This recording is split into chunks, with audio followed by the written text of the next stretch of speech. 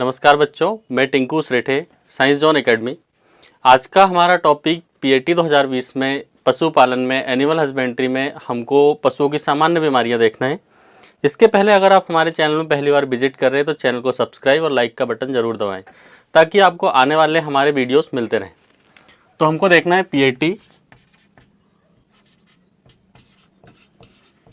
2020 में हम animal husbandry में देख रहे थे पशुओं में होने वाली सामान्य बीमारियां। तो पशुओं में होने वाली सामान्य बीमारियां में भी हमने 1-2-3 बीमारियां देखे, उन बीमारियों के बारे में आपको अच्छे से समझ में आया होगा। आज का हमारा टॉपिक है लंगड़ा बुखार, या जिसको ब्लैक लेग के नाम से भी जानते हैं या ब्लैक क्वार्टर के नाम से भी जानते हैं। क्या नाम से जानते हैं? लंगड़ा बुखार। तो लंगड़ा बुखार को और अलग अलग नामों से अलग अलग जगहों में जाना जाता है। हमको देखना है कि लंगड़ा बुखार को किस किस नाम से जाना जाता है।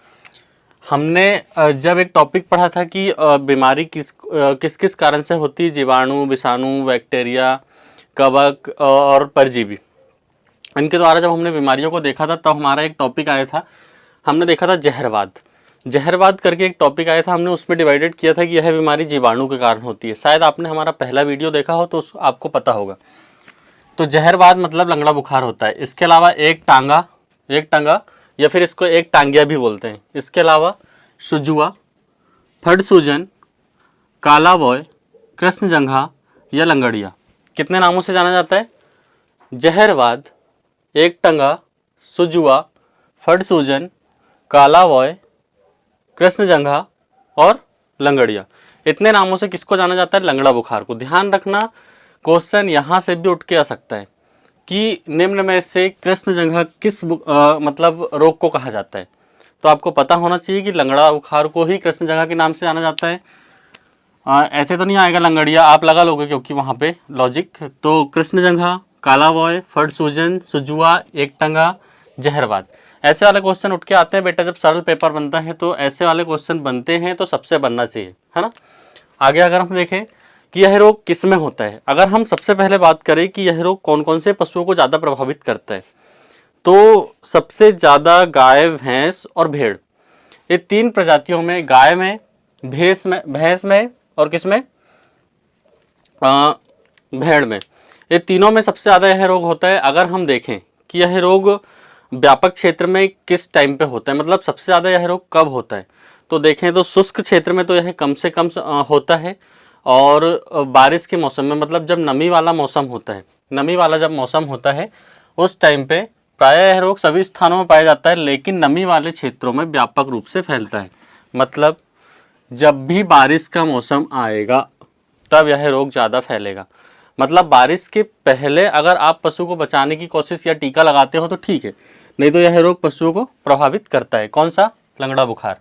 आगे अगर हम देखें, मैंने आपको बताया था गाय में, भैंस में और भेड़ में, ये तीनों जानवरों में ज़्यादातर यह रोग पाया जाता है। अब हमको देखना था, मैंने आपको बताया था कि लंगड़ा बुखार या जहरवाद किस चीज़ या फिर काहे से होता है, तो मैंने आपको बताया था जीवाणु के कारण। किस कारण से होता है? जीवाणु। तो जीवाणु मतलब बैक्टीरिया से यह रोग होता है पशुओं को। इस बैक्टीरिया का नाम हमको देखना है, कौन से बैक्टीरिया के द्वारा यह रोग पशुओं में फैलता है। तो क्लोस्ट्रीडियम चेवेआई, कौन सा बैक्टीरिया है? क्लोस्ट्रीडियम चेवेआई। ये बैक्टीरिया जो है पशुओं के शरीर में प्रवेश करके पशुओं को लंगड़ा बुखार, एक टांगिया के लिए प्रेरित करता है। आगे अगर हम देखें तो इसके लक्षण, यह बुखार से पशुओं में आपको कौन कौन से लक्षण दिखाई देंगे, आपको कैसे पता चलेगा कि पशु को एक टांगिया या फिर ब्लैक लेग रोग हुआ है। कौन सा? Black leg.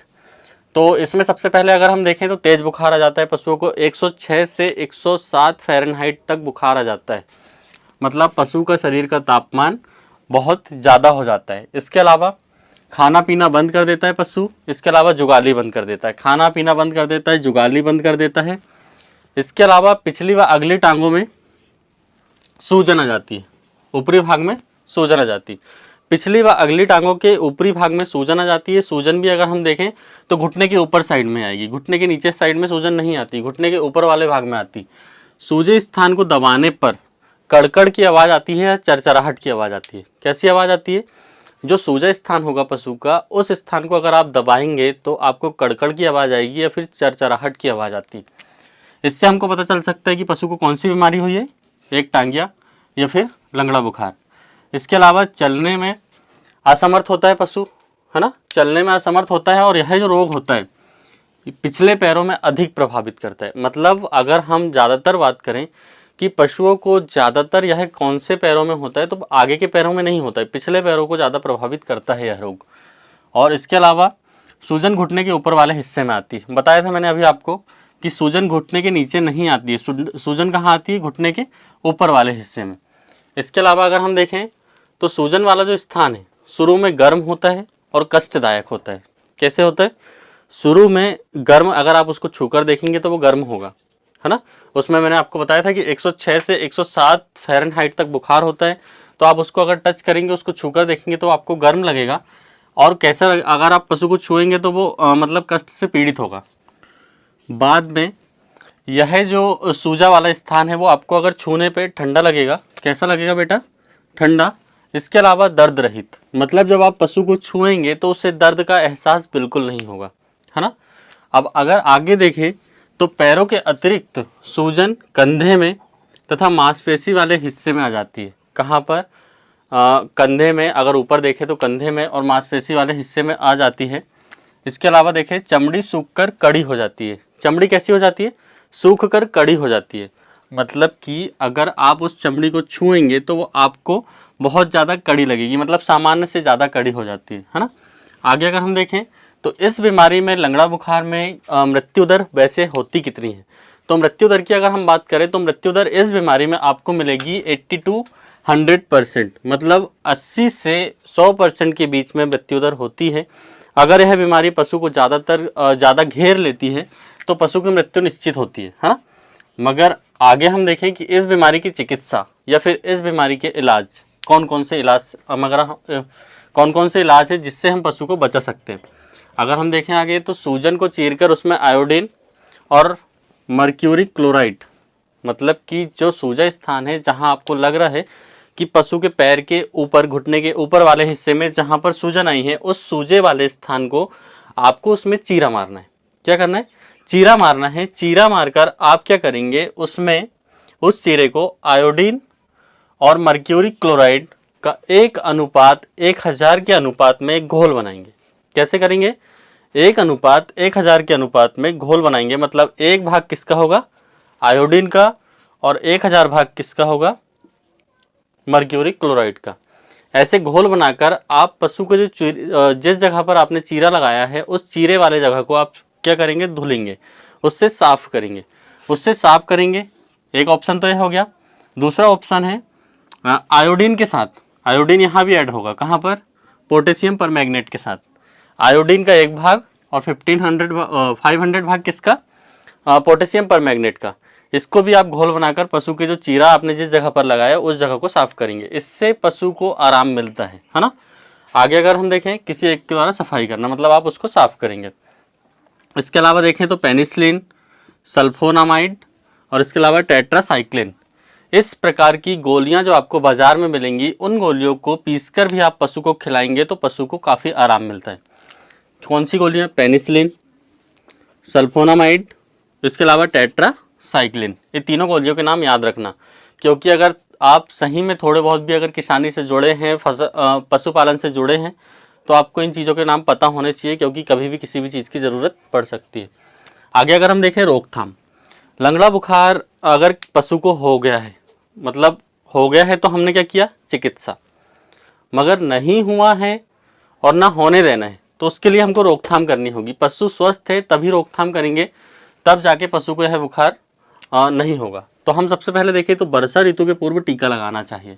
क्यों, क्योंकि मैंने आपको सबसे पहले बताया था कि यह जो बुखार है वो कहाँ पर ज़्यादा प्रभावित करता है, नमी वाले क्षेत्रों में। नमी वाले क्षेत्रों में सबसे ज़्यादा प्रभावित करता है कि व्यापक रूप से फैलता है। तो इसके कारण जब नमी आने वाली हो, मतलब वर्षा आने वाली हो, वर्षा की ऋतु स्टार्ट होने वाली हो, तब आप इसके रोकथाम के लिए टीका या फिर जिसको हम वैक्सीन के नाम से जानते हैं, वैक्सीन लगा सकते हैं। इसके अलावा अगर रोगग्रस्त पशु है तो पशु को अलग कर दें ताकि यह बीमारी दूसरे पशु को न फैले, है ना। आगे अगर हम देखें, भेड़ों में है ऊन काटने से 3 माह पूर्व टीका लगाना चाहिए। मैंने आपको बताया था कि यह 3 पशुओं को ज़्यादा प्रभावित करता है, गाय को, भैंस को और भेड़ को। गाय, भैंस और भेड़ तीनों पशुओं को यह प्रभावित करता है। तो मैंने एक चीज़ यहाँ पर हमने देखा है कि अगर आप भेड़ को मतलब ऊन आप कतरने वाले हैं, उसके ऊन उससे लेने वाले हैं, तो उसके 3 माह पहले क्या करना चाहिए, टीका लगाना चाहिए। क्यों? क्योंकि जब आप उसके ऊन लोगे उससे, तो ऊन लेते समय, अगर ऊन कतरते समय अगर उसको कुछ काट छाट लग गई या फिर उसको कुछ अगर देखें तो घाव लग गया, तो घाव लगने से क्या होगा कि यह जो जीवाणु है या बैक्टीरिया जो है, यह बैक्टीरिया उसके उस घाव से प्रवेश कर जाएगा। उस घाव से प्रवेश कर जाने के कारण उसको कौन सा बुखार हो जाएगा, लंगड़ा बुखार। आगे देखें, सूजन को चीरा मारकर खोल देना चाहिए। क्या करना चाहिए? अगर सूजन आ गई है तो सूजन को क्या करना चाहिए, चीरा मारकर खोल देना चाहिए। उससे क्या होगा कि जो जीवाणु होगा वो हवा के डायरेक्ट संपर्क में आ जाएगा, जिससे कि वह निष्क्रिय हो जाएगा। क्या हो जाएगा? निष्क्रिय हो जाएगा। हाँ, आगे बाकी इतना हुआ हमारा लंगड़ा बुखार। आज का हमारा टॉपिक था लंगड़ा बुखार, शायद आपको समझ में आया होगा। आगे के जो भी बीमारियां हैं हम उसको अगले टॉपिक में देखेंगे, अगले वीडियो में देखेंगे। तब तक के लिए थैंक यू।